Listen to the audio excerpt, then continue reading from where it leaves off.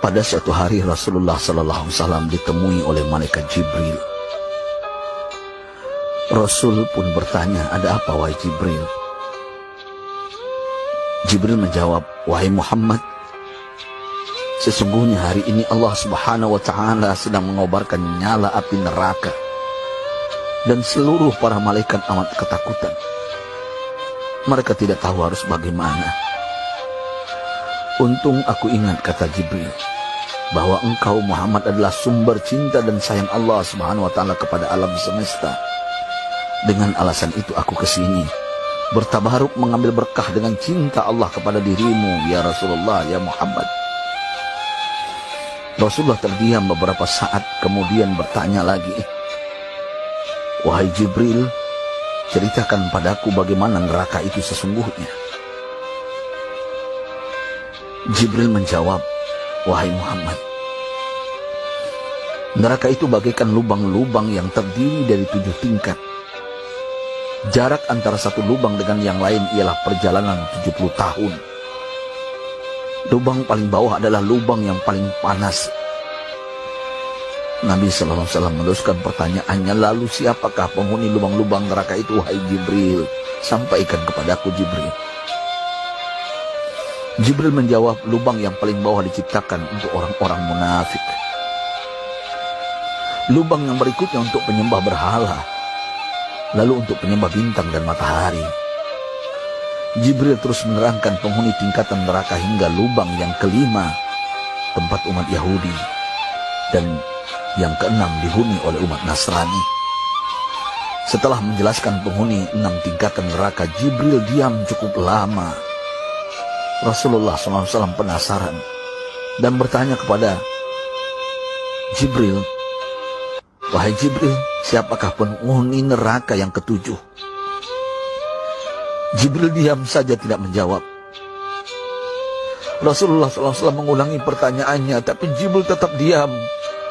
Rasulullah tambah penasaran dan mendesak Jibril agar dijawab pertanyaannya.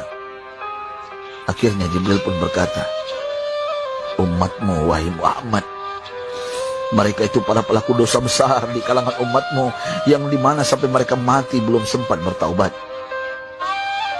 Mendengar jawaban Jibril, Rasulullah langsung jatuh pingsan. Jibril merangkulnya dan meletakkan tubuh baginda di atas pangkuannya. Tak berapa lama Rasulullah SAW sadar dan langsung menangis bersimbah air mata dengan terisak-isak. Rasulullah mempertegas pertanyaannya, "Wahai Jibril, apakah benar ada di antara umatku yang masuk neraka?"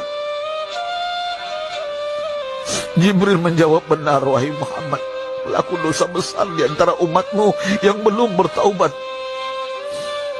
Setelah itu Rasulullah menghadap kiblat dan sujud kepada Allah dalam isak tangisnya. Sesekali dengan suara pelan beliau membisikkan kata-kata, "Ummati ya Rabb, ummati, ummati, ummati."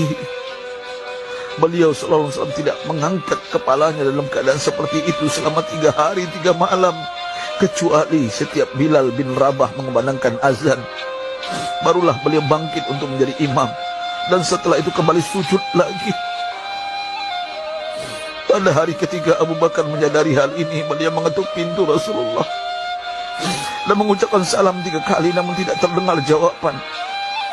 Abu Bakar sedih dan berseru di hadapan pintu Nabi besar Muhammad SAW, "Apakah ada jalan untuk masuk ke rumahmu ya Rasulullah?" Tetap tidak ada jawaban. Di jalan Abu Bakar bertemu sahabat Umar. "Mengapa engkau menangis, wahai Abu Bakar?" kata Umar. Abu Bakar menceritakan keadaan Rasulullah SAW. Maka Umar pun melangkah menuju rumah Rasulullah dan terjadilah hal yang sama. Umar pun pulang dan menangis. Di jalan Umar bertemu sahabat Salman Al-Farisi. Dengan terisak Umar bercerita kepada Salman hingga membuat dia amat sedih, namun tidak berani mengulangi hal yang sama. Salman melangkah menuju rumah Fatimah radhiyallahu anha dan menceritakan hal itu. Setengah berlari Fatimah menuju rumah ayah tercinta dan mengetuk pintu sambil mengucapkan salam. Mendengar suara lembut putri tercinta, sejuklah dada Rasulullah. Beliau bangkit dari sujud dan membuka pintu. Alangkah terkejutnya Fatimah melihat Rasulullah, ayah tercinta, amat kurus dan pucat. Fatimah memeluknya lalu menangis. Wahai ayah, apa yang terjadi? Mengapa engkau amat sedih seperti ini?